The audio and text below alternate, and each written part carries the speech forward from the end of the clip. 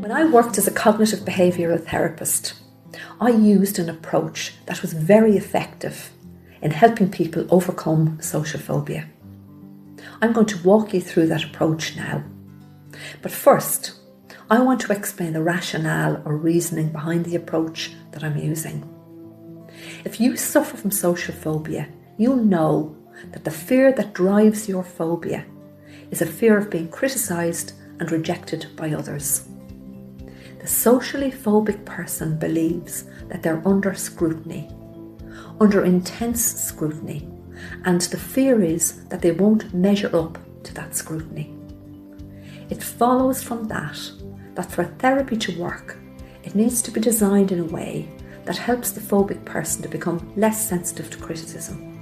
In the same way that a person overcomes their fear of spiders by being gradually exposed to a spider, the person with social phobia overcomes their fear of criticism by being exposed to criticism, and when exposed, by being able to stand up for themselves in a positive way.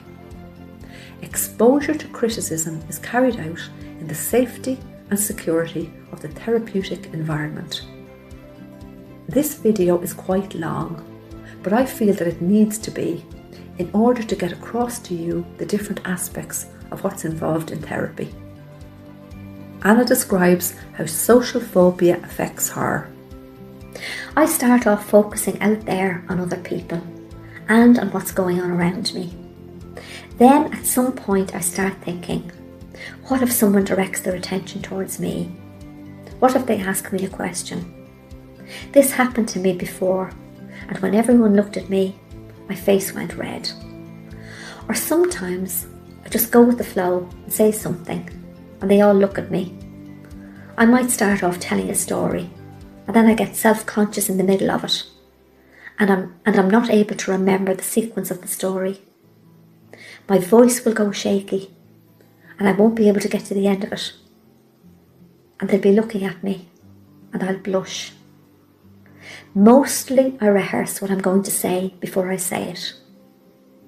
I worry that my hands are going to shake when I have to sign my name in front of someone, or that they'll shake if I'm with people and I have to take something off a plate, or when someone says, let's play cards, or some board game or other. I hate that because I think my hands will definitely shake. I dread meetings at work because I know that I'll be called on to speak.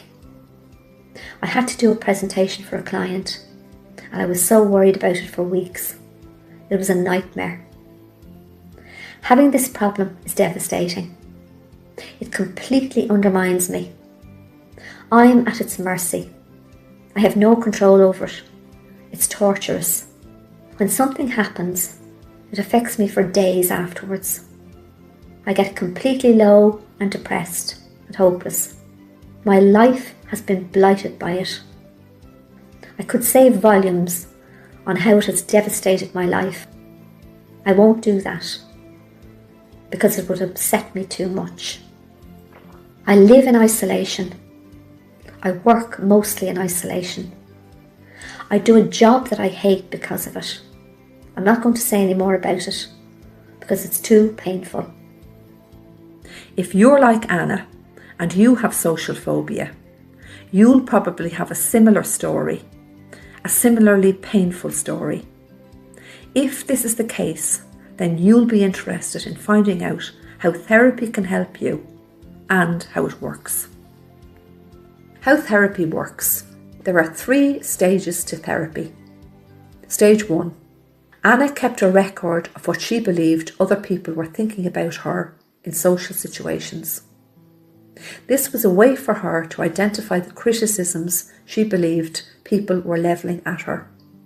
She recorded her thoughts before and after a number of social encounters. People think I'm a nervous wreck, that I'm odd, that I'm too intense, that I'm insecure, that I'm strange and I'm weak.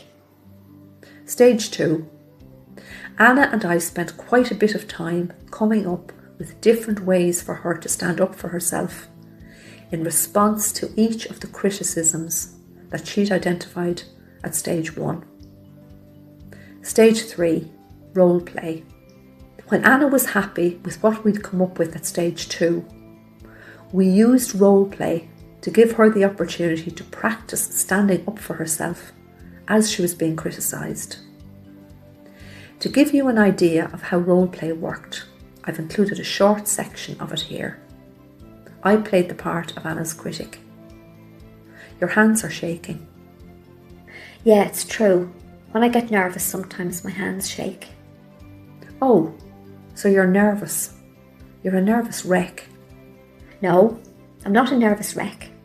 I've got social phobia. Oh, that means you're a bit of an oddball. No, I'm not an oddball. I've got a phobia. Lots of people have phobias. Some people are afraid of spiders. Other people are afraid of heights or of getting in a lift. None of those things bother me. I have a fear of being criticised and judged when I'm with people. Because when I was younger, I was criticised very badly. And now I'm working on being able to handle being criticised.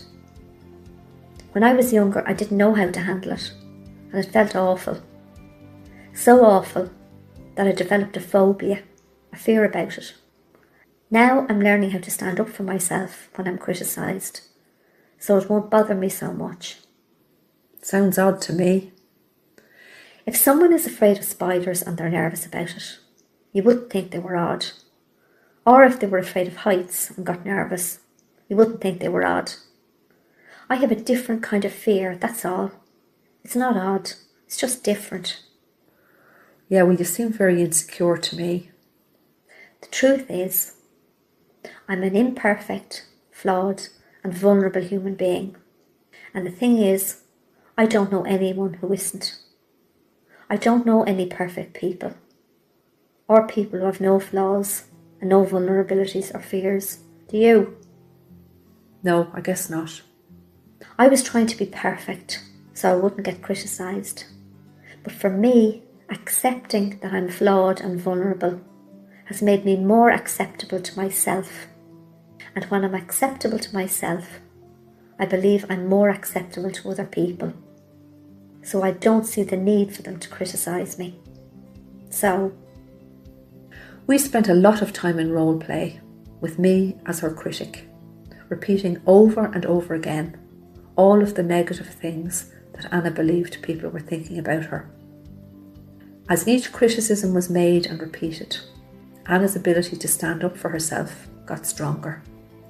Sometimes she needed to change what she said in response to a particular criticism because it didn't sound real to her. We kept going until she finally got to the point where she was able to respond to the criticism and not be affected by it. Anna said, being able to stand up for myself took the sting out of the criticism. It doesn't have the same effect on me now. When I'm out with people, I don't worry about what they're thinking about me. No matter what people think or say about me, I know I can handle it. It all comes down to how I think and feel about it. If it's okay with me, then it's okay. Anna was convinced that she knew what people were thinking about her. In order to get her to evaluate her belief, I asked her to carry out a mind-reading experiment. This involved asking members of her family, could she practice mind-reading on them for a project she was working on. After several attempts to figure out what they were thinking, Anna came to the conclusion that she didn't have a clue what their thoughts were. And these were people she'd known all her life. What helped Anna? Anna says, writing down my thoughts about what other people think about me helped me to see that the list wasn't huge.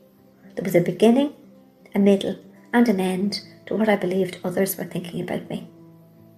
By hearing out loud what I believed others were thinking about me kind of desensitised me to it.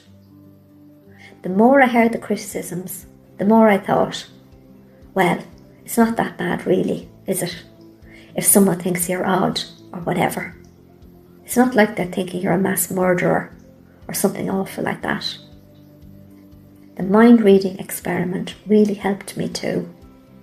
I believed that I knew what people were thinking. That experiment showed me that I didn't have a clue. I got it wrong every time.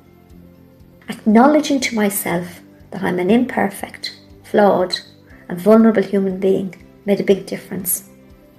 When you acknowledge that to yourself, nothing anybody thinks or says about you makes any difference.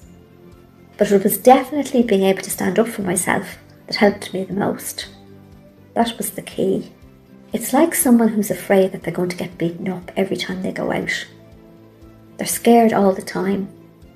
They see danger around every corner. And then they take self-defense classes. And they learn how to protect themselves. They learn the moves and they practice. And they know that if someone attacks them, they'll be able to take care of themselves. Now they're not afraid like they used to be. They stop being anxious every time they go out. That's how it is for me now. Thank you for taking the time to watch this video.